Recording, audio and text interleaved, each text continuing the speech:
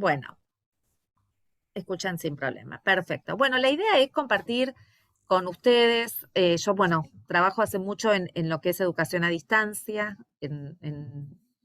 eh, y compartir algunas reflexiones sobre qué implica evaluar hoy, ¿no? ¿Cómo evaluamos hoy cuando tenemos escenarios mucho más complejos para la evaluación? Esto es el eje, ¿no? Que me pidieron especialmente que tome, y para eso voy a compartir un montón de ideas que traje y me gustaría que lo hiciéramos como diálogo, ¿sí? No como solamente como un monólogo, pero bueno, primero voy a darles algunas ideas como para que se animen a hablar ustedes también. Avísenme cuando se llega, cuando se vea. ¿Se ve? Bien. Se ve perfecto. Bueno, la idea sobre todo es trabajar que estos desafíos de evaluar con mediación tecnológica y qué escenarios tenemos, ¿no? Para evaluar y cómo se generan actividades mediadas tecnológicamente. Un poco este es el eje de lo que voy a hablar, y compartir. En principio, compartir, a ver si estamos en un mismo punto de partida sobre el contexto, ¿no? Que es un contexto incierto, por decirlo de alguna manera, ¿no? De muchas vicisitudes. Hoy mismo no sabemos si volvemos a estar en un cierre absoluto, ¿no? Dentro de los próximos días. Mientras estamos acá en este Zoom, probablemente el presidente esté dando algunas noticias respecto de lo que sigue, ¿no? Y el 2020 fue un año así, ¿no? De vicisitudes permanentes entre, bueno, volvemos a la presencialidad, a la virtualidad, y con dudas acerca de, bueno, de cuáles son estos escenarios y puertas que nos abre la virtualidad. Y qué implica enseñar en la virtualidad y qué implica hacer un seguimiento de los aprendizajes en la virtualidad. A mí una de las preguntas que más me hicieron en el 2020, que recorrí muchísimas escuelas por Zoom, las recorrí, no me moví de este sillón, tenía que ver con cómo sé que aprenden en la virtualidad. Y yo les devolvía la pregunta de cómo sé que aprenden en la presencialidad. ¿Cuáles son esos indicadores que me llevan a construir una evaluación en la presencialidad distinta que la construcción que puedo hacer en la virtualidad? Y sobre eso también vamos a trabajar. Ornella, ¿se entiende? Porque te veo el ceño fruncido y no sé si estoy yendo muy rápido. No, yo no veo nada y no me puse los anteojos. Nada más. Acá los tengo, pero me daba Ah, pero vergüenza. el resto ve, el Es de resto mal, ve. es de mal carácter, Ornella, así que no se preocupe. Además, Se ve No, perfecto. ok, no ya quería me está, Porque ponerme los los anteojos. que Ahí voy. tenemos puestos los anteojos vemos perfecto. está muy bien. Bueno, Perdón, eh, Karin. no, a veces está bueno no ver, porque uno no quiere ver la realidad, pero en este caso espero que lo quieran ver porque es para compartir. Bueno, eh, en primer lugar, cuando hablamos de tecnologías y de estos entornos, ¿no? Entendiendo que hay muchos y variados, que uno puede usar Moodle, puede usar Classroom o un Genially como estoy usando ahora, pero hay características que son muy parecidas entre estos entornos. eh, es que existe más de un entorno virtual. Se usa en general uno para hacer converger, pero estamos frente a múltiples entornos, ¿no? Frente a muchas y numerosas oportunidades. Que estos entornos muchas veces lo que hacen es direccionar qué tipo de estrategia usamos. Este es un primer punto, ¿no? Sobre el que voy a volver, porque muchas veces terminamos generando propuestas por lo que el entorno ofrece y no porque estemos convencidos, convencidas de que es la mejor propuesta didáctica. Entonces hacemos un foro porque el entorno tiene un foro, o hacemos una autoevaluación porque es lo que nos ofrece el entorno, y quizás sin ese convencimiento didáctico de que es la mejor manera de evaluar. Por otro lado, lo que ofrecen los entornos, muy pocas veces explorado, no sé en el caso de ustedes, pero sí lo vi muy poco explorado, es que las tecnologías ofrecen una expresividad múltiple. Esto es distintos lenguajes. Yo puedo decir lo mismo o puedo mostrar que aprendí desde distintos lugares.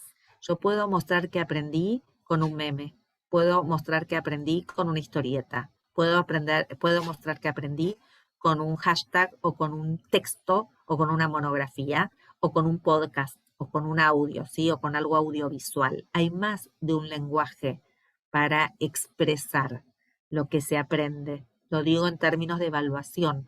No hay una única forma de evaluar, pero tampoco hay una única forma de mostrar qué se aprendió. Y las tecnologías ofrecen un paraguas enorme, multiexpresivo, que no siempre exploramos ni explotamos, ¿sí?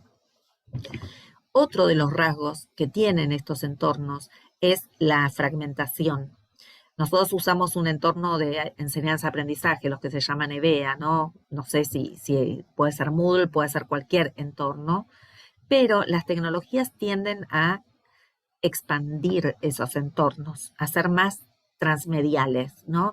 Mientras estamos acá, nos suena el WhatsApp, o estamos en Twitter, o estamos en más de un entorno. Nuestras subjetividades, tanto docentes como estudiantiles, son transmediáticas, están y transcurren en más de un entorno. Y entonces lo que se pone en debate es la convergencia y la divergencia. ¿Cuán convergentes son nuestras estrategias, que es cuando quiero meter todo en un mismo lugar, y cuánto lugar le damos a la divergencia de entornos? ¿Hasta acá hay alguna pregunta, hay alguna duda, algún comentario que quieran hacer? Avanzo. Párenme, o levanten la mano o hagan algo, una señal de humo. Por Dale, favor, Rubén. por favor. El tema anterior de estrategia convergente. Me gustaría Sí. que hiciera puntualizar un poquito más eso. El Yo, concepto. el concepto de Porque por ahí. convergencia está perfecto, Rubén, y mejor que me pares porque yo voy en quinta, ¿sí? Y me parece bien que me paren para ir más despacio. La convergencia es una característica, un rasgo tecnológico que lo que hace es poner todo en un mismo lugar, en una misma plataforma. El celular es una tecnología convergente. En un celular uno hoy tiene un montón de herramientas que convergen, Ah, ¿sí? bien. Sí, El entorno tiende a ser convergente, ¿no? Entonces, yo no sé si ustedes usan Moodle o usan Classroom, pero en general uno tiende a quedarse en una plataforma porque es difícil estar generando una estrategia. Pero nuestros estudiantes son divergentes, no son convergentes. Mientras están en el celular, están con muchas aplicaciones a la vez. Mientras están estudiando, tienen abiertas millones de ventanas, ¿sí? Entonces, estoy hablando de rasgos, ¿sí? Todavía no hablé de estrategias para evaluar, estoy hablando de los rasgos que las tecnologías traen, ¿no? Y voy a seguir hablando de rasgos didácticos y rasgos cognitivos hasta entrar en las estrategias de evaluación. No puedo entrar a las estrategias de evaluación sin un mapeo, sin un mapa, sin un panorama de qué pasa con las tecnologías y de qué pasa con los aprendizajes, porque si vamos a evaluar también tenemos que entender qué pasa en los aprendizajes hoy, ¿no? Con nuestros sujetos, qué dicen las investigaciones acerca de cómo aprenden. Por eso hago un rodeo hasta entrar, y permítanme este rodeo. No me gusta entrar a estrategias de evaluación sin entender el contexto de esta evaluación, cuando hay mediación tecnológica. Y esto no es solo por la pandemia, ¿eh? Esto es porque hace tiempo que ellos están con las tecnologías. Entonces tenemos que entender que si queremos evaluar o queremos evaluar más pertinentemente, tenemos que entender algo que está sucediendo mucho, que son como una especie de mutaciones, ¿no? El nombre de mutaciones no lo pongo yo, lo ponen un montón de autores, Barico, Berardi, bueno, que hablan de que algo está cambiando, ¿no? Y estas mutaciones son de distinto tipo. Culturales, porque hay consumos culturales que están cambiando. Yo se las dejo, después la presentación y queda grabada, digo, para que no se preocupen si hay algo que, y además puedo volver a repetirlo. Pero fíjense, ¿cuáles son los consumos culturales de sus estudiantes? ¿Ustedes saben qué consumen? Si ven series, ¿qué series ven? Si usan TikTok, ¿por qué lo usan? Si usan Twitter, Facebook ya hace años no usan, ¿no? Bueno, ¿en dónde están sus estudiantes? ¿Cuáles son esas tendencias culturales? Y parte de eso hay que analizarlo, ¿no? También, cuando uno piensa en esas estrategias de evaluación o cuando piensa en el uso de las tecnologías. ¿Qué tecnologías son las habituales? Que por supuesto muchas van a coincidir y otras no van a coincidir con nuestros propios consumos culturales. El 2020 nos obligó a estar inmersos en estos entornos, ¿no? De videoconferencia, de plataformas educativas. Y muchos de nosotros estábamos antes y otros no, tuvimos que hacer esa migración, ¿no? Pero hay mutaciones, hay cambios culturales que tienen que ver con tendencias y leer esas tendencias también es relevante para repensar la enseñanza, la evaluación y los aprendizajes. Hay mutaciones que son más profundas y son mutaciones cognitivas que tienen que ver con modos de aprender, con modos de leer. ¿Leen en pantalla? Si leen en pantalla, ¿subrayan? ¿No subrayan? ¿Marcan los textos? ¿No los marcan? ¿Cómo aprenden con lo digital? ¿Necesitan el papel? ¿No lo necesitan? Y acá hay rasgos que son sumamente importantes para tener en cuenta cuando pensamos en las estrategias de evaluación. Otro rodeo que doy, los aprendizajes, ¿no? ¿Y por qué lo digo? Porque las tecnologías en general, si ustedes piensan en Internet, ¿no?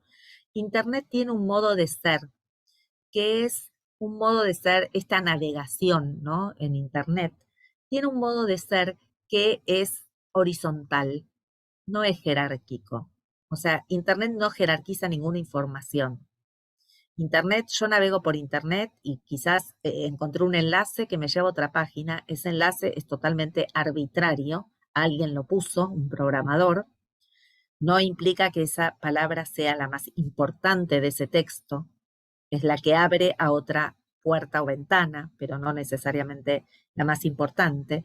Entonces, hay un modo de conocer una mutación que tiene que ver con la ruptura de jerarquías epistemológicas. Nosotros, yo por lo menos, no quiero poner un nosotros acá porque quizás hay gente más joven que yo, aprendimos con una didáctica muy jerárquica, donde había un concepto más relevante, ejemplos. Estaba muy diferenciada la jerarquía de ideas en una disciplina, sea esta cual fuera, ¿no? Sea la historia, sea la biología, hay conceptos centrales, conceptos derivados, conceptos que son ejemplos. Esta jerarquía, piénsenlo, no está en Internet. Estos estudiantes no tienen de dónde jerarquizar, de dónde saber que un concepto es más relevante que otro, de dónde agarrarse para entender la epistemología de un marco disciplinar. Todas estas son mutaciones, digo, cambios o transformaciones, esta horizontalidad, esta fragmentación de la información que está en muchos lados, la información no está en un solo lugar, ¿sí? Tampoco estaba en el libro cuando nosotros aprendíamos, ¿no? Uno tenía que buscar un libro, después otro libro, hacer el esfuerzo de ir a 5 bibliotecas, por supuesto, ¿no? Implicaba otro nivel de esfuerzo, no estaba concentrado en un libro, pero existía una lógica de menos exponencialidad en la información. La información hoy está exponencialmente ampliada. Tenemos muchísima más información de cada cosa, ¿no? Y la tenemos en distintos lados. En YouTube, que es a donde van mucho, porque ven los tutoriales, ¿no? Que les resulta mucho más sencillos para entender los temas. Y a veces ven a un docente en YouTube y le entienden más que al docente en clase. Esto también sucede. Por otras razones, ¿no? Pero también sucede. Entonces, esta fragmentación y esta horizontalidad nos pone desafíos a la hora de pensar cuáles son nuestras mejores estrategias de enseñanza y de evaluación para estos estudiantes. Fíjense que todavía no entré a la evaluación, ¿no? No entro intencionalmente a la evaluación, porque la evaluación tiene que ser coherente con la enseñanza y tiene que dar indicadores de aprendizaje. Si yo no sé cómo están aprendiendo, qué propuesta de evaluación genero, ¿no? Bueno, eso por otro lado, ¿no? Perdón, es mi hija que está gritando. Después están las cuestiones comunicacionales, que tienen que ver con cómo genero interacciones con este estudiantado, ¿no? Y todo lo comunicacional tiene que ver también con cómo, y lo voy a trabajar, con cómo retroalimento, que es uno de los ejes más relevantes de la evaluación mediada tecnológicamente. Cómo le doy pistas, cómo no solamente evalúo o propongo una autoevaluación o lo que fuera, sino que le doy pistas para que el estudiantado sepa en qué se equivocó, qué tiene que mejorar, cómo tiene que seguir aprendiendo, ¿sí? Y eso todo es comunicación. ¿Cómo comunico? Oportunamente para dar pistas para que esa evaluación tenga sentido didáctico, ¿no? Y la didáctica, por supuesto, que es cómo construyo instrumentos de evaluación que sean coherentes con la enseñanza. Yo me formé con Edith Litwin en su momento, por supuesto, siguiendo su línea de tecnología educativa, y con Alicia Camillioni, que decía que no se puede evaluar lo que no se enseñó y que la evaluación tiene que ser coherente con la enseñanza. Dificilísimo. Preguntas, comentarios hasta acá.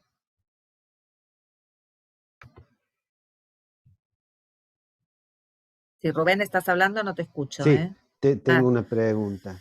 Dale. ¿Cómo detectar el nivel de, acá la afirmación, los estudiantes son divergentes? Por eso, cuando usted habló de estrategias convergentes y divergentes, los estudiantes son divergentes. Es notable que estás dando la clase y los ves y están con el teclado y ven la pantalla y están comunicándose con otra dimensión que a lo mejor no tiene nada que ver con la dimensión que uno propone en el aula. Entonces, esa divergencia puede ser, los niveles de divergencia se pueden, iba a decir manipular, pero por ahí la palabra manipular se malentiende, ¿no? Como que hay mala intención, sino de alguna manera conducir o detectar para ver, porque no sé eso hasta qué punto que los alumnos sean divergentes y busquen por las redes tanta diversidad de información, que uno le puede conducir. ¿Cómo la conducir? Porque con una guía de estudio, uno está dando un camino, ¿no es cierto? Y a su vez, cuando se recomienda que cuando hagan una tarea o una actividad, se basen en el material de estudio que el docente les proporciona, ahí hay un nivel de detención frente a esa posible divergencia. Porque si te traen información de internet que no tiene nada que ver, o que no está chequeada, entonces ahí eso produce problemas, ¿no? Sí, estás tomando varios temas distintos, ¿no? Porque por un lado está lo que se llama la curaduría de los contenidos, que es cómo seleccionan buenas fuentes de información y cómo eligen bien, que hay que guiarlos, ¿sí? Hay que guiarlos en eso, no queda otra que guiarlos o decirles cuáles son las mejores fuentes o que digan por qué eligieron esas fuentes. Y por otro lado está en que la divergencia no necesariamente es mala, porque es un rasgo que no le vas a poder, a ver, tienen otra cabeza, ¿sí? Hay un libro de Serres que es hermoso, que se los recomiendo, que se llama Pulgarcita, que es chiquitito, está en PDF, después se lo puedo mandar también, porque está digital, que dice justamente que ya no sintetizan, no analizan como nosotros, tienen otra cabeza, ¿no? Entonces, llevarlos a que tengan nuestra cabeza no ayuda. Convertir todo en la cabeza de ellos tampoco ayuda, porque nosotros tenemos que generar otros puentes, ¿no? Para llegar a estos estudiantes. Lo que hay que hacer es ver cómo se articula lo que queremos enseñar con esas cabezas que tienen y que fueron cambiando, ¿sí? Y entonces, bueno, yo voy a dar algunas pistas de esto, ¿sí? Ténganme paciencia, pero quédense con esa pregunta, porque tampoco está bueno decir, decirle a los estudiantes, no, así no está bien como lo están haciendo, porque lo hacen, hay casi como rasgos de época en las que ellos están inscriptos, ¿no? Porque estar en las redes, lo que Bauman llama la intermitencia online-offline, ellos la tienen todo el tiempo. Pueden estar sin el celular en el aula y lo tienen prendido igual en su cabeza. Están girando todo el tiempo en esta intermitencia online-offline, ¿no? Entonces, nosotros tenemos que ir por ahí para ayudarlos a justamente a trabajar la relevancia, la jerarquía, la síntesis que cuesta tanto, siempre que entendamos que eso es relevante para nuestras disciplinas o para la articulación profesional o para lo que querramos, ¿no? En cada uno de los campos disciplinares en los que están. Para eso hay estrategias, ¿sí? Que son las que vamos a ir viendo para evaluar. Lo difícil es, y acá voy a hacer crítica con nosotros, con el cuerpo docente, es que nos cuesta cambiar, nos cuesta también a nosotros cambiar el chip, nos cuesta a nosotros también, lo vemos como decir, no vamos a hacer lo que quiere el estudiantado, ¿no? O no vamos a transigir algo, pero algunas concesiones didácticas, si queremos articular con los sujetos, tenemos que hacer. No implica enseñar peor, al contrario, implica llevarlos al lugar que queremos, que eso entiendo que es tu manipulación, llevarlos a esas comprensiones que queremos. Pero esas comprensiones no van a llegar si no entendemos por qué no están entendiendo. Porque la pregunta es, ¿por qué no entienden un tema? Que para nosotros quizás es sencillo ese tema. ¿Por qué no lo están entendiendo? ¿Qué falla o qué problemas de comprensión tienen? O por qué entienden distinto o comprenden distinto. A eso voy. Ahora denme un ratito que doy un paso más, avanzo un casillero y después retrocedemos 5 si son necesarios, ¿sí? No tengo problema en volver a parar, pero quiero avanzar un poquito en, Gracias. en la evaluación. Tenemos tiempo, tenemos tiempo, yo no me voy, estoy acá, mis hijos saben que hoy comen fideos, así que podemos avanzar tranquilamente. Procesos de la evaluación. Preguntas que son eje y que las quiero como transformar en interrogantes potentes.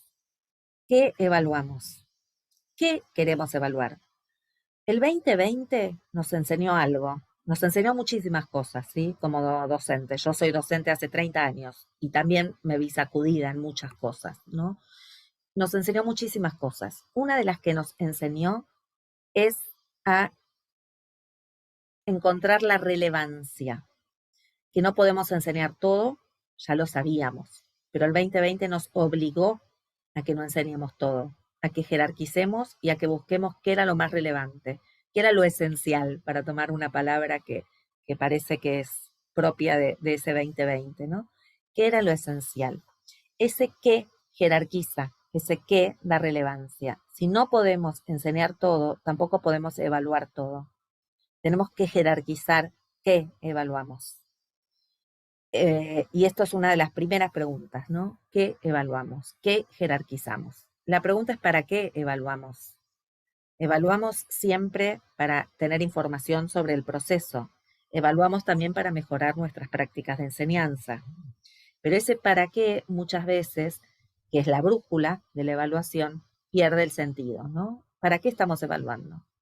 Porque otra de las preguntas que nos hizo el 2020 es la diferenciación entre evaluación, acreditación y calificación. Tuvimos que suspender las calificaciones. ¡Wow! Maravilloso. Nos hizo volver el eje hacia el sentido de para qué se evalúa. Por supuesto que necesitamos la nota, que necesitamos el concepto, por la gradualidad de la educación, ¿no? Porque pasamos de tercero a cuarto, de cuarto a quinto. Está bien. Pero nos puso el eje en la evaluación, en la valoración, en indicadores cualitativos. Nos puso el eje en que evaluar es más que acreditar y más que calificar. Nos puso el eje en que aprender es más que rendir. Porque ese eje muchas veces se nos corre. Para los estudiantes también, creen que evaluar es rendir y tienen un oficio muy bueno en rendir exámenes.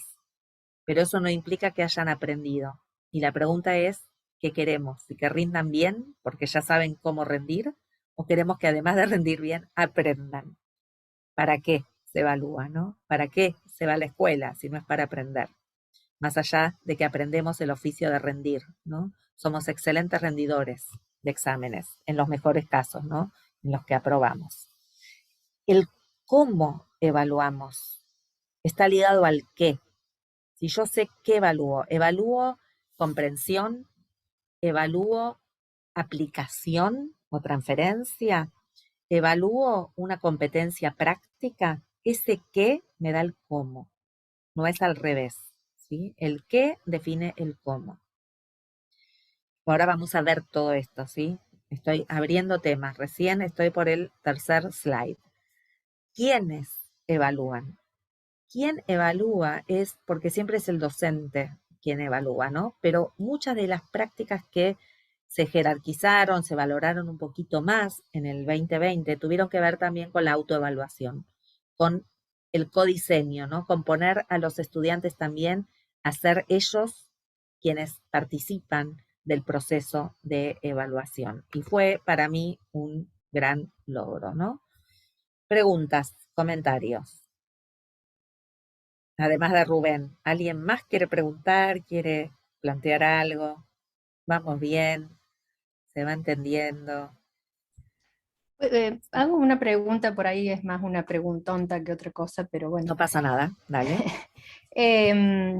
Es posible que la virtualidad que digamos, nos tocó vivir y que todavía la estamos viviendo nos haya puesto de manifiesto digamos, el desajuste de comunicación que hay entre la gente joven que maneja toda una tecnología y que bueno, y nosotros que estamos un poquito más atrás y que a lo mejor pudiendo manejar ese lenguaje sería más fácil? ¿Sabes que no sé? Esta pregunta me la hacen varias veces, ¿no? O sea, los estudiantes manejan la tecnología rápido, pero no necesariamente la manejan para fines académicos, ¿sí? Para fines que tienen que ver con el aprendizaje. Lo más probable es que no lo hagan, ¿no? Esto de, por ejemplo, que decía Rubén, saben buscar información y muchas veces no lo saben hacer, ¿no? Entonces, no, que tengan buenos buscadores o que sepan ir a YouTube a buscar buenos tutoriales, no los hace mejores comprensores, ¿no?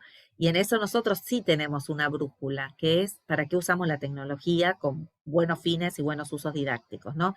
Lo que sí también es cierto, Fabiana, que creo que fuiste la que preguntó, es que nosotros también tenemos que perder un poco el miedo y arriesgarnos un poco más con la tecnología, ¿no?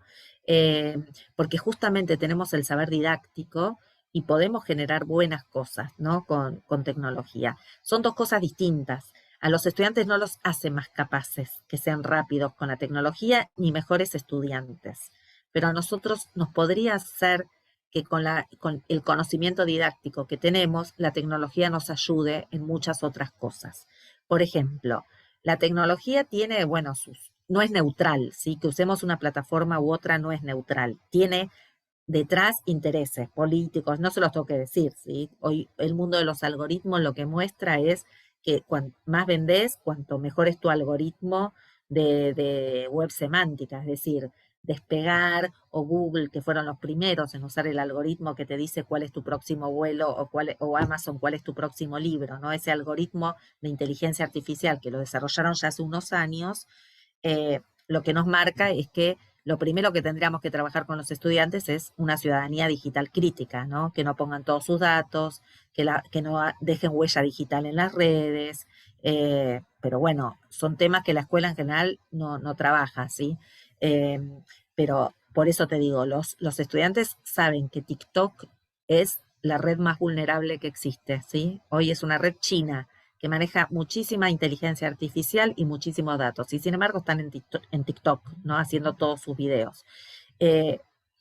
A ver, ¿es posible salirse de las tecnologías? No. Aceptamos las condiciones que nos impone. Entre ellas vamos dando datos, vamos dejando registro, vamos no solamente dejando registro, sino que justamente lo que hacemos es todo el tiempo aceptar la privacidad, aceptar las condiciones, aceptar la plataforma, ¿no? Como todo lo que aceptamos. Entonces, yo no creo que los estudiantes sean excelentes en eso, ¿no? En una ciudadanía digital crítica. La usan para otras cosas, ¿no? Porque da popularidad, porque está bueno estar en las redes, por un montón de otras cuestiones. Y creo que nosotros como docentes tenemos una responsabilidad ética respecto del uso de las tecnologías, que es mostrar justamente buenos usos de las tecnologías. Entonces, yo creo que hay que arriesgarse a plantear buenos usos de las tecnologías. Me desvía un poco del tema, ¿no? Pero me parece que va por ahí. Perdón, doy vuelta a la pregunta, sí, coincido en eso. En mi pregunta apuntaba más que nada, y lo digo a ver más groseramente para ver si me puedo explicar, es cómo hacemos para convertirnos por ahí en influencers, un poco qué De es lo nuestros que ellos, estudiantes, olvídate. porque creo Eh, que por ahí a lo mejor sería más fácil. a ver, me haces reír, ¿eh? Me encanta que teniendo el decreto casi en vísperas de estar encerrados 9 días más, recuperemos el humor. Yo no sé si vamos a poder ser influencers, pero sí podemos aprovechar algunas características de las redes para, para nuestro propósito. Te voy a decir algo. Por ejemplo, ¿no? Yo en la universidad lo uso mucho Instagram, ¿no? Que es una de las redes que ellos más usan. Hacer desafíos por Instagram, el challenge, el desafío. Si vos te pones a hacer desafíos un challenge por mes con tus estudiantes o votaciones por Instagram de encuestas, de cosas, no sé si vas a ser influencer, pero vas a convertirte en una docente ídola en algunos casos de esos estudiantes, ¿no? Porque, mirá lo que hizo en Instagram. O subiste una story de la clase que documenta la clase o momentos de la clase, ¿no? Eso, yo digo, influencers para ellos son otras personas. O sea, seamos honestos, ¿no? Puede ser, qué sé yo, no sé, un cantante de trap o no sé, o Paulina Cocina. Pero nosotros no sé si vamos a ser influencers, pero podemos capturar rasgos de esas redes para generar propuestas didácticas que los enganchen. Totalmente de acuerdo. Vi un comentario en chat, si quieren decir, para poner temas, claro. Eh, pero bueno, eso, ¿no? Miguel, podés también, si querés, desmutearte. Lo que digo es eso, podemos capturar rasgos para hacer propuestas distintas que usen la tecnología en sentidos que además los sorprendan, ¿no? De repente en lugar de venir a la clase tenés el challenge de la semana de la clase o tenés una votación, una semana de votación en Twitter sobre algo, ¿no? Entonces, bueno, de repente convertís eso en una propuesta, ¿no? Que también puede ser de evaluación, porque podés evaluar algo en las redes, algo, no te digo todo, ¿no? Pero ahí está la divergencia también de la que hablábamos, Rubén. O sea, uno puede traer propuestas divergentes en la evaluación. Entonces, evalúas algo en redes, evalúas otra cosa en campus. No todo tiene que pasar por el mismo lugar para evaluar. Ahí creo, Fabiana, que te contesté, ¿no? Sí, gracias, gracias, Karina. Muy amable. Karina, ¿podría hacer un Sí, comentario, Karina? obviamente, dale. Bueno, no, me pareció interesante el concepto de ciudadano digital en ese área, sobre todo hincapié, y también me parece buena la reflexión de eh, tener claro que la tecnología no solo es para hacer más atractiva, visual, llamativa, dinámica, que obviamente que sí favorece a eso, eh, pero que no es solo una cuestión de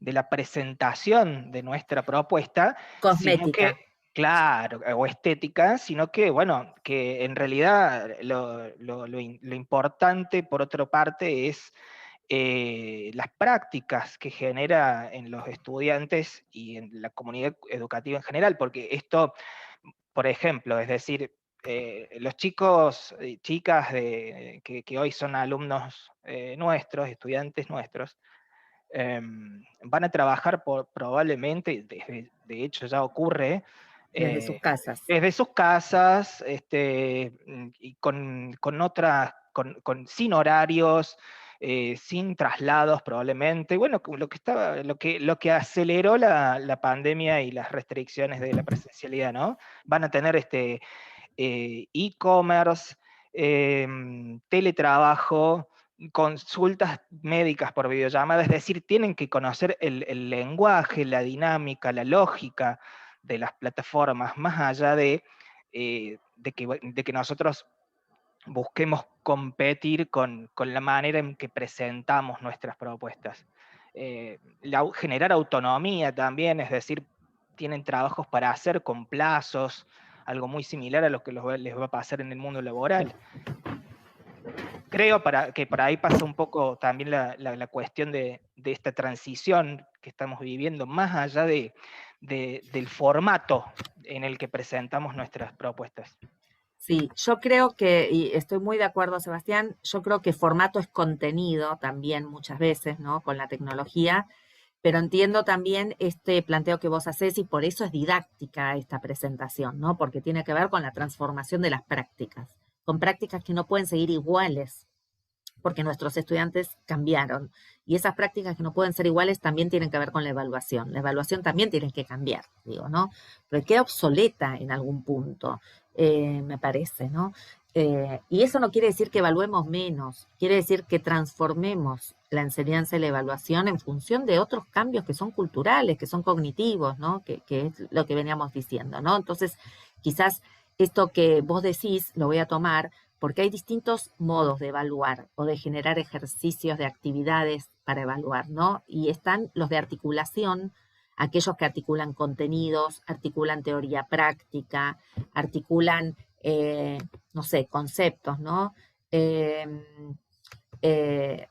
Entonces, bueno, podemos generar evaluaciones que articulen, y estas articulaciones están buenas, y esto también para no vaciar contenido, como leí recién en el chat, porque mucho de los aprendizajes de nuestros estudiantes, así como yo les decía que son horizontales, que no jerarquizan, esto todo proviene de la investigación. Yo por lo menos desde el 97 empecé con el tema de aprendizaje y tecnología hasta el día de hoy, investigo mucho esto de cómo aprenden, ¿no? Nuestros estudiantes. Y otra de las características que atenta contra la comprensión es que son rápidos para asociar, porque las características de las tecnologías son más asociativas que comprensivas. Asocian información, no necesariamente la comprenden, porque la comprensión tiene que ver con un traspaso de esta asociación a otro tipo de proceso cognitivo, ¿no? Entonces, hacer actividades de articulación permiten asociar estos contenidos, que es lo que más llegan a hacer en general, y promueven un tipo de proceso, ¿no? De comprensión. Pero están las que decía Sebastián, que son como propuestas de inserción, que tienen que ver con la inserción con la realidad, la inserción con la actividad profesional, la inserción con las tendencias y el contexto. Y esto también está bueno, ¿no? Generar actividades de inserción, ¿no? Que tengan que ver con el sentido de lo que se estudia, para qué se estudia lo que se estudia. Actividades o evaluaciones que pueden tener con investigación, que tenía que ver con lo que Rubén decía, ¿no? De buenas curadurías de contenido, que hipoteticen, que con lo que encuentran en la red. A mí me duele cuando escucho a muchas propuestas de enseñanza, y créanme que me duele de verdad, dicen investiguen por Internet. Por Internet no se investiga, se busca información. La investigación es cosa seria, ¿sí? Hay que construir una hipótesis, tiene que ver con metodología, pero pueden justamente con esa búsqueda de información como primera fase de la investigación, generar procesos de investigación en temas que les interesen, ¿no? O en temas de relevancia. Que profundicen los temas, y ahí es no vaciar de contenido también. Y pueden presentar la investigación en las redes, o podemos usar, y acá otra vez en la línea de lo que Sebastián decía, ¿no? Las redes sociales no como cosmética, sino como modo de divulgación o de encontrarse con científicos que divulgan la información o expertos que en las redes hoy están mucho más accesibles, y preguntarles si lo que estamos investigando sirve o va en línea con lo que hoy investigan en los centros de investigación.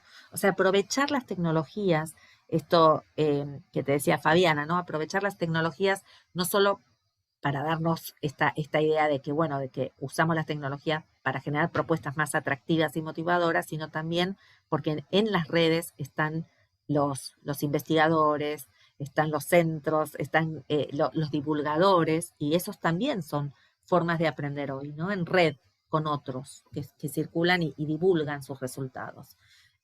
Podemos generar propuestas de problematización que no lleguen a ninguna conclusión, ¿no? Pero que puedan ser de problematizar los temas, y ahí otra vez no vaciamos de contenido, y pueden ser propuestas de expansión, ¿no? Para evaluar, que quiere decir tomar esta idea de ir cada vez más allá de los contenidos, ¿no? Expandir, expandir, expandir, ir más allá de los textos, generar preguntas que en los textos no estén, y muchas más, ¿no? Estas son como algunas ideas que tienen que ver con poder evaluar no solo en los entornos, sino por fuera del entorno.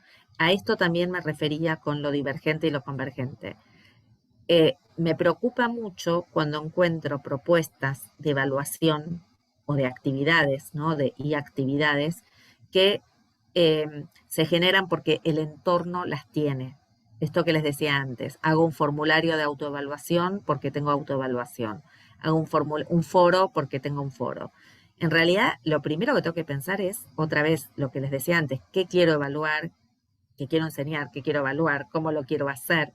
Y a veces tengo que ir afuera del entorno, ¿no? Y hacer quizás algo analógico en papel y que saquen una foto o algo en redes, como les decía. Lo que tengo que pensar es no qué me da el entorno para, sino qué quiero hacer yo, cómo quiero que aprendan esto, qué es lo más relevante que tengo para enseñar, cómo quiero evaluar para que no rindan solamente bien, para que además aprendan algo de la materia que doy, ¿no?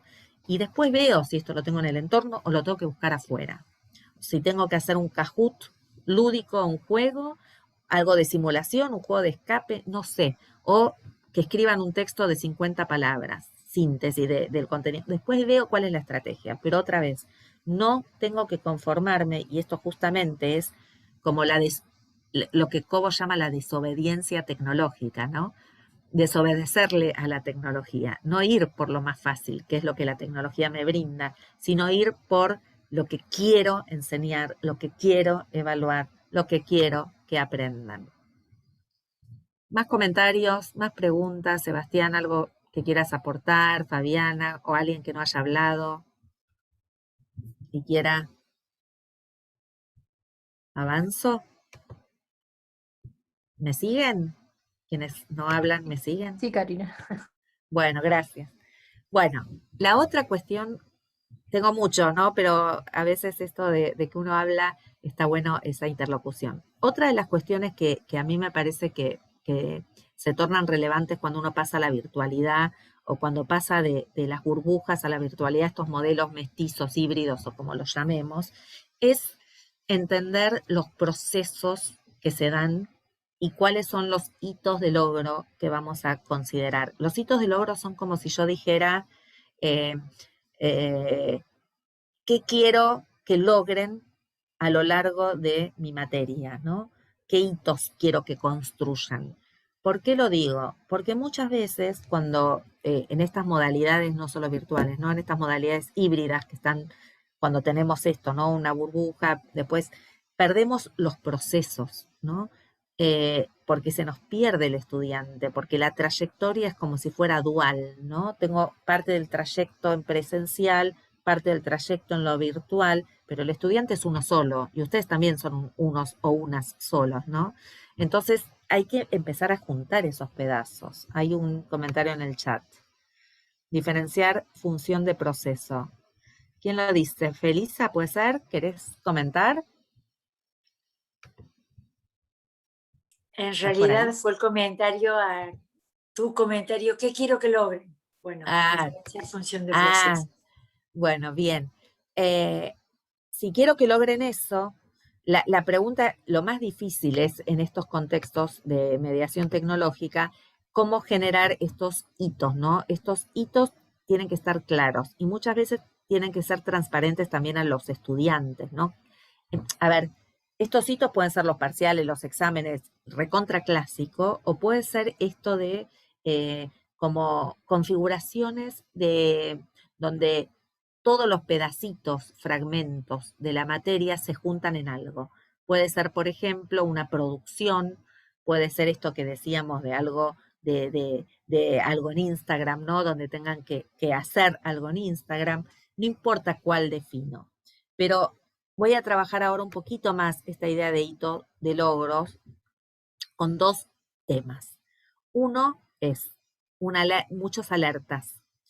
Las tecnologías tienen o llevan esto es en contra tanto del estudiantado como nuestro, cualquier usuario de la tecnología, así como decía que uno obedece, ¿no? O acepta las condiciones, llevan a una sobresimplificación, porque es muy fácil creer que porque uno accede a la información ya tiene el conocimiento. Sobresimplifican.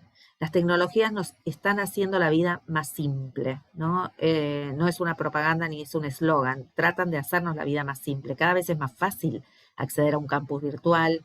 Antes era súper engorroso. Yo me dedico a la informática hace años y antes si no ponías el comando en el DOS, la computadora no arrancaba.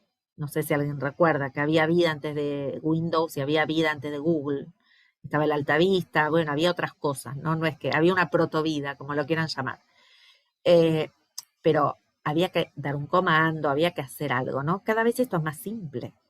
Toda esta simplificación de las tecnologías opaca la construcción compleja del conocimiento, porque no es tan sencillo construir conocimiento relevante. Y es un alerta que tenemos que tener, ¿no? Porque hay como una sobresimplificación que lleva a considerar que porque accedí a esa información ya la tengo, ¿no? Y no la tengo, ¿no? Y este proceso que implica una mediación cognitiva, ¿no? de la información al conocimiento, implica un proceso, es lo que tenemos que empezar a atender mucho más en la evaluación, ¿no? Si vos juntaste, cortaste y pegaste, no sirve, la consigna no sirve, ¿sí? Por supuesto, tengo que tirar esa consigna a la basura. Ahora, tengo que pensar cuáles son las mejores consignas que puedo dar para que el estudiante construya algo de conocimiento con toda la información que va teniendo, ¿no? Y sin reducir, ¿no? Esto que decía de aprender a rendir. ¿Cuáles son algunas líneas para esto? Generar estrategias distintas, ¿no? Algunas que conozco, algunas más útiles que otras, están, por ejemplo, los e-portfolios, que seguramente usan, algunos de ustedes los conocen y usan. El e-portfolio es un portafolio digital que muestra el proceso de construcción del conocimiento. Viene del arte, la idea de portfolio. En el arte, cuando un artista va, por ejemplo, a presentar su obra de arte, lleva sus bocetos, ¿no? Tiene que ver con bocetos, bocetaje. Word, todas las tecnologías tienen bocetos, todas, porque tienen versiones.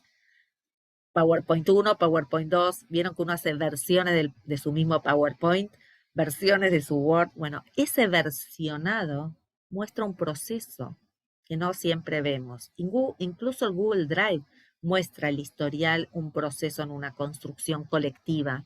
Cuando los chicos hacen un trabajo en Google Drive, uno ve el historial y puede ver cómo se fueron dando esas marcas.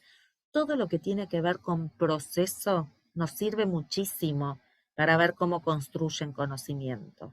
Y si hay algo que tiene la mediación tecnológica, como gran hermano que es ver todas las huellas y todos los procesos.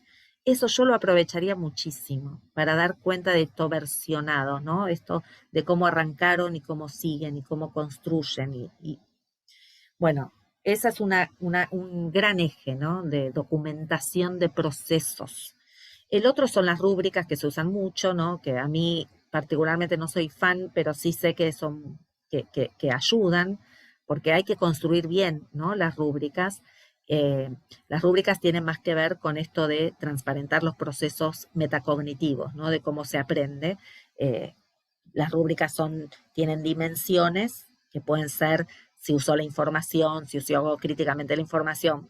Tiene dimensiones y después tiene valoración, ¿no? Mucho, poco. Si ponen rúbricas, van a encontrar un montón de ejemplos en la web que dan cuenta de eso, ¿no? Competencias, capacidades y valoración de esas competencias. Se usa más que nada para competencias, ¿sí? Competencias digitales, competencias de comprensión. Las producciones son de todo tipo, van en la línea de no vaciar justamente de contenido y de lo que decía Sebastián, de no hacer algo cosmético. Producciones pueden ser que hagan un podcast, por ejemplo, que hagan una serie de podcast de audio sobre un tema, puede ser un mural, una producción, puede ser un texto, por supuesto, puede ser un texto multimedial, puede ser cualquier producción lo que hace, y que la tecnología tiene ahí, vuelvo a la idea de múltiples lenguajes, cualquier producción tiene el potencial de externalizar cómo están pensando, cuando esa producción es buena, ¿no? Puede ser una historieta creativa o puede ser algo menos creativo, ¿no? Una monografía, pero siempre la producción externaliza.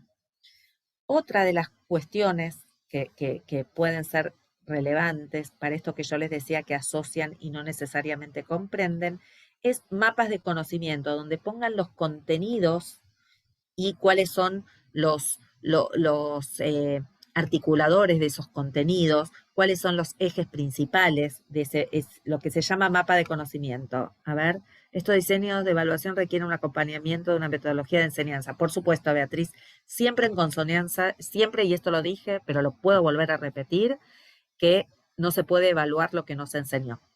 Ahora, yo he evaluado con infografías, o sea que tenían que hacer una infografía del tema, porque la infografía lo que te hace es una representación visual y sintética del tema.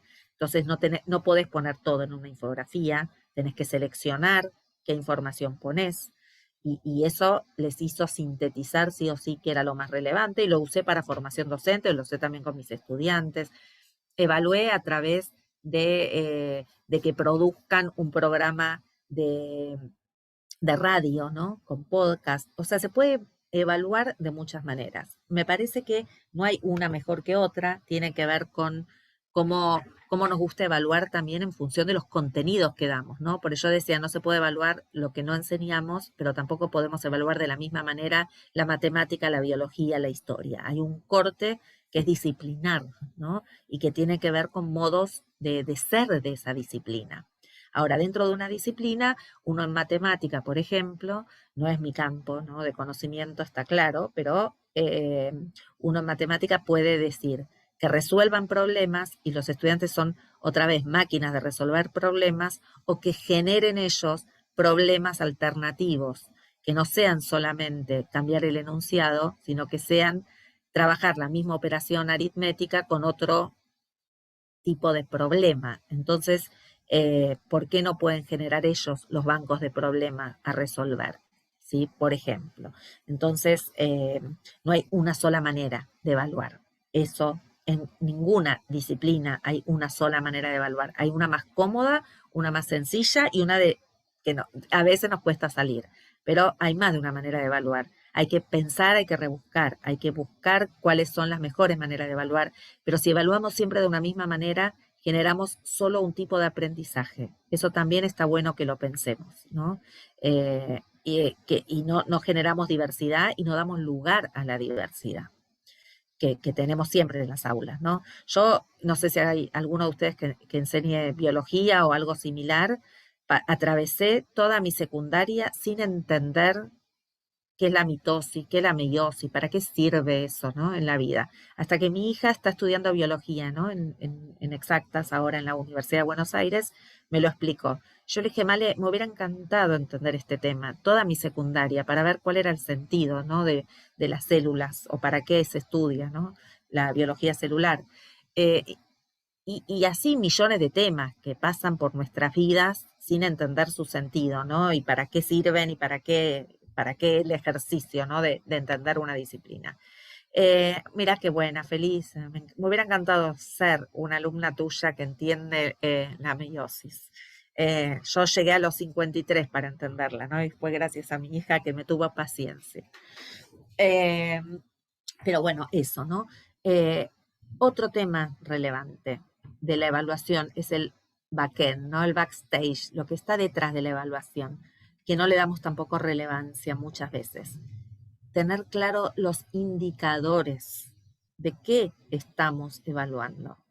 El indicador de aprendizaje fue una pieza para mí fundamental en la virtualidad del 2020, ¿no? Quienes pudieron construir buenos indicadores es porque pudieron evaluar de la mejor manera. ¿Qué es construir un indicador? ¿Qué es esto? ¿Qué implica comprender en biología? ¿Qué indicadores tengo de que están comprendiendo un tema? ¿Qué indicador tengo de que entienden que es una revolución en historia? ¿Qué indicadores tengo? Esos indicadores son el foco que nos va a permitir construir mejores evaluaciones. Yo en alguna oportunidad, por lo menos para mi materia, pero también lo he trabajado con algunos docentes, hice un mapa de indicadores. Entonces puse comprensión, transferencia, ¿no? Que es cuando uno puede aplicarlo, qué indicador tengo, ¿no? Para ver que lo que transfiere está bien, qué transfiere, ¿no? Puse también algunas cuestiones de comunicación oral o comunicación escrita, indicadores como fluidez, discursivamente, que utilice vocabulario científico específico, etc. Entonces, esos son los indicadores, que son indicadores de aprendizaje, e indicadores que me deberían dar como arrojar alguna luz acerca de cómo estoy evaluando, ¿no? O qué estoy evaluando, porque muchas veces, sin darnos cuenta, evaluamos los mismos indicadores, con distintas estrategias, los mismos indicadores. Y ahí también perdemos diversidad, porque no nos damos cuenta de que estamos justamente focalizando en pocos indicadores. Y tomamos solamente lo que es comprensión o lo que es comunicación, y no tomamos, por ejemplo, la coherencia o la consistencia en el diseño de un escrito, que es recontra importante, u otras cosas, ¿no? Entonces uno tiene que hacer un mapeo de esos indicadores y decir, bueno, yo quiero focalizar en 3, 4, 5, ¿no? Porque tampoco se pueden tomar tantos indicadores. Pero esos indicadores son los que sirven para el seguimiento del estudiantado, para este doble traqueo que hay que hacer, ¿no? En la virtualidad y en la presencialidad, porque son indicadores que donde se va juntando, ¿no? Lo que van viendo en la presencialidad y lo que van viendo en la virtualidad. Y de alguna manera lo que les dan consistencia y validez a las evaluaciones, porque la consistencia y la validez tienen que ver con evaluar lo que quiero evaluar. Muchas veces evalúo pensando que estoy evaluando algo y estoy evaluando otra cosa, ¿no? Entonces, entender esa consistencia y esa validez. Preguntas, comentarios. ¿Nada? Sí. ¿Puedo hacer un comentario? Sí, obviamente. Cuando se refiere allí a indicadores, obviamente me parece que el tema está vinculado al instrumento de evaluación, que como dijo es diverso en los entornos virtuales. Ahora, ¿cuál sería la diferencia entre lo que planteó recién de indicadores y la taxonomía de Bloom? No, la taxonomía de Bloom trabaja indicadores. Lo que pasa es que son indicadores más conductistas, nada más. Pero los indicadores de aprendizaje siempre se tuvieron que hacer, porque cuando vos, si no, ¿cómo evaluás que lo que hizo la persona está bien o mal? ¿Cuáles son los criterios de evaluación que tomás? Vos muchas veces los tenés en la cabeza, la diferencia es que no los explicitaste, ¿no? Esos indicadores. Pero vos, ¿cómo decís? Bueno, a ver, voy a evaluar si comprendió, no sé, la revolución rusa, ¿sí? Y el marxismo. ¿Qué indicadores tenés de que comprende eso? Bueno, no sé, puede Toma en establecer cuenta, sí, siguiendo mi criterio en algunos aspectos, con conocimiento, comprensión, análisis, aplicación. Son sí. las pautas indicadoras que generalmente utilizo. Y ello queda explicitado en los instrumentos de evaluación. Te voy a corregir algo. Esas son competencias o capacidades, no son los indicadores. Sí, competencias. Claro. El indicador es cómo vos ¿qué es para vos comprender? Que, por ejemplo, establezca relación entre esto y esto, que explique con sus palabras, que justifique, que fundamente. Bueno, ese es el indicador. Conocimiento. Está bien, pero lo que para vos es Roberto, creo que hablas, ¿no? Explicar, para otro es quizás fundamentar. Entonces, ahí es el indicador, ¿sí? Y los dos pueden estar hablando de comprensión. Por eso no es la taxonomía, es el referente empírico, es el indicador. El referente empírico que vos tenés que te da cuenta de que aprendió, ¿sí? Y ese referente empírico puede ser distinto en matemática, en biología, por supuesto, pero es un referente empírico. Si no, vos cómo evaluás que aprendió. Entonces, sí hay una línea que tiene que ver con el indicador, no la competencia. Podemos estar hablando vos y yo de comprensión, y para mí comprensión tiene que ver con la fundamentación, la justificación con sus palabras, o qué sé yo, y para vos tiene que ver con que explique un fenómeno. Bueno, está perfecto. Son indicadores de comprensión. Ahí voy, ¿me seguiste? Sí, sí, sí, sí. Está bien. Y eso es importante porque es donde se vuelve, no te digo objetiva, ¿no? La evaluación, porque siempre tiene su cuota, ¿no? De subjetividad, pero es donde uno puede decir, bueno, mis criterios de evaluación son estos y los indicadores que tomo son estos, y de alguna manera se los transparento, ¿no? Al estudiantado. Mira, no pudiste explicar, pero yo le dije, mira, tenés que explicar, ¿sí? Roberto, ¿me quieres decir O algo sea, más? ¿se entiende? No, o sea, justamente en la evaluación, entonces, por competencias, ¿no es cierto? Que es una de las tantas funciones de la evaluación. Hay nuevos presupuestos teóricos que ofrecen los entornos virtuales. Sí, lo que te ofrecen los entornos virtuales es la posibilidad de documentar procesos, pero la estrategia didáctica es tuya, ¿sí? O sea, vos podés, a ver, acá hay una pregunta que es la pregunta del millón, que a mí me la hicieron y me la siguen haciendo, y es, ¿cómo evalúo por lo virtual? ¿Cómo sé que no se copian, ¿no? En lo virtual, bla, bla, bla, ¿no? Que es una pregunta que preocupa un poco a algunos docentes, ¿no? Que uno, la verdad es que no sabe si están en un Zoom, si mientras tanto están en WhatsApp consultando la respuesta, ¿no? El tema es que si vos le pedís algo que no puede ser igual la respuesta a otro, porque tenés que tener como algo explicativo, bueno, nada, en la consigna está como el desafío, pero el resto es confianza, ¿no? En que no, o sea, es muy difícil en la virtualidad que no se estén preguntando la respuesta, digo. Pero si vos le decís, hagan un trabajo en equipo, donde tengan que poner una reflexión personal distinta cada uno, bueno, es buscar el camino. Ahora, no existe esa cuestión absoluta de que no van a estar copiando y pegando o no van a estar consultando por WhatsApp mientras miran, ¿no? La pantalla. Hay alguien en el chat que está poniendo algo, ¿no?